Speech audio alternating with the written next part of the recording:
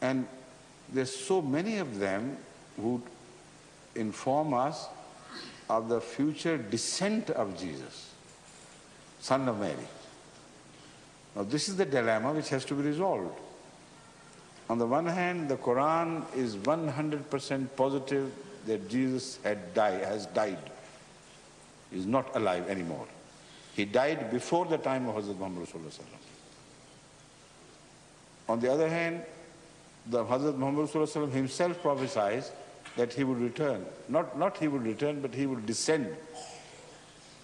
So another word comes into the focus of our attention, that is nuzul. What does nuzul mean? Does it mean he would bodily descend from somewhere, or does it simply mean that he would come from God? If we can prove on the authority of the Quran and Hadith that the word nuzul is not necessarily in the meaning of some bodily descent, but most often than not, it only means something of high value which has come from God. So the same word is used about Hadhrat Muhammad Rasulullah Sallallahu Alaihi Wasallam, that we have made Muhammad Rasulullah Sallam to descend upon you. Anzalna. So when Anzalallahu fikum zikra rasula. Anzalna ilaykum zikra rasula. Allah has made zikran, a memory of Allah personified, as a prophet of God. So the word nuzul, remember, is used by God. And the mullahs do not interpret it as bodily descent. And the Holy Quran also speaks of some other things, to have descended from heaven. Like iron. The Holy Quran says, we made it to descend. And again, the Holy Quran speaks of the cattle, to have descended from heaven. Have you ever seen cattle to be rained upon earth, or the showers of iron from the heaven? Why this? And why only Hazrat Muhammad Rasulullah Sallam is mentioned as having nuzul from heaven becomes obvious if you pay attention to the common factors of all these things. Among all the metals, iron has played the most beneficial role for the progress of mankind.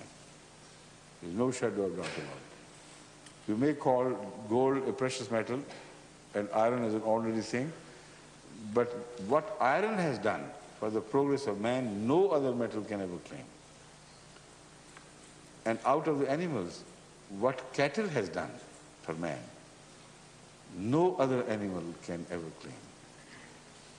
That means nuzul, the word nuzul is used for the most beneficent thing, to give it a special treatment. God is made to descend upon you many of his bounties, but this is the bounty we're talking about. So out of all the prophets, who was the most beneficent? Hadhrat Muhammad Rasulullah Sallam. So he's the only one who is mentioned to have made nuzul from heaven. Everything is consistent, well-meaning. So when Hadhrat Muhammad Rasulullah Sallallahu Alaihi Wasallam speaks of Jesus, of course he has the right to be referred to as nuzul in future, because the life and death of Islam will depend upon him. When he descends, then he will bring a new life and breathe a new life into the world of Islam. Otherwise, they would be on the verge of precipice. So this is how these ahadith should be interpreted, in accordance with the uses of the Quran, not in accordance with the fantasies of the mullahs. They like to build tales and live in tales and want you to also live in tales. But the Quran is a realistic book. It states, it has the power to state exactly what it wants to state.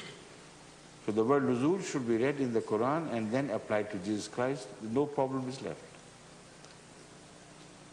And there are other prophets before Jesus Christ who were described by the older scriptures to descend from the heaven, but they were born before the very eyes of the people of the time.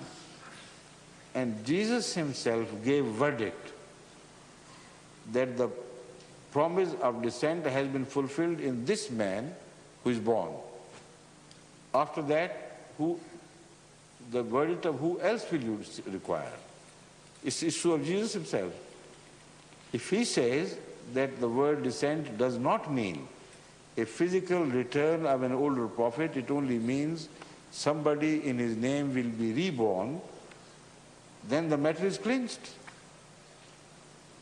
And I'm talking of the controversy regarding Elia, or Elijah is also called, an old prophet of God who was mentioned in the scriptures to have ascended to heaven sitting on a chariot. Now, Jesus has never been mentioned as having ascended to heaven sitting on anything. But he was, physically. And it was promised that before the advent of Christ, he would return to earth and announce to the whole world that the time of Jesus, not Jesus but Christ, is close. Be ready to accept him. So when Hadhrat Isa ﷺ, the Jesus son of Mary, declared himself to be the Christ, the awaited reformer, the Messiah, the Jewish elders objected against this with reference to this scriptural prophecy. They mocked at his followers and said, all right, we'll believe in Jesus, okay, but produce the one who has to precede him. How he could come without the advent of one who was to precede him? He has not descended. When this question was raised before Jesus Christ, indicating Hadhrat Yahya ﷺ, John the Baptist, he said, he is the Elijah who was promised. Believe it or not. He was the son of Zachariah. His name was Yahya. The name of the father of Elijah was something else. And Elijah, of course, was not Yahya. But Jesus gave the verdict. You believe it or not, this is how it happens. This is the religious terminology. So the promise has become fulfilled in the advent of Yahya. Now, would you agree with him or not? This is the question. If you agree with him, how could you disagree with Hadhrat Masih Maud, who uses the same argument exactly as has been effectively used by Jesus before him? So if you reject him, you have to reject the earlier Jesus. If you accept him, you have to accept this Jesus. So these are the connected evidences which prove that Hadhrat Masih Maud is right, his interpretations, and he is always found to be true. How such an exceptionally true man be a false person? You understand the point? So the advent has to be taken not literally but spiritually. There's so much else to be said, but I know if we indulge in the detailed discussion of this question, the time will be over, or will not be over before the question will not be finished before the time will be over. Okay? Thank you. Two verses. Yes, and the second? And the second, قد أنزل الله إليكم ذكرا رسولا. أنزل الله إليكم ذكر رسول. That was right. When you told me it was إليكم, not فيكم, I read it exactly like this, no? No, I said أنزلنا إليكم. أنزل الله إليكم. I said أنزل الله إليكم. Yes, sir. So that's right. Yes. I mean, your correction was right. It was not fi but ilah. Yes. But I was right that it was anzalallah, not yes. anzalna. Quite right. So the first verse which I recited, it has to be recited exactly as it is found in the Quran. Yes. قَدْ أَنزَلَ اللَّهُ إِلَيْكُمْ ذِكْرًا. That's one verse, part of the first verse. But it is read, there is la written, so it should be run on.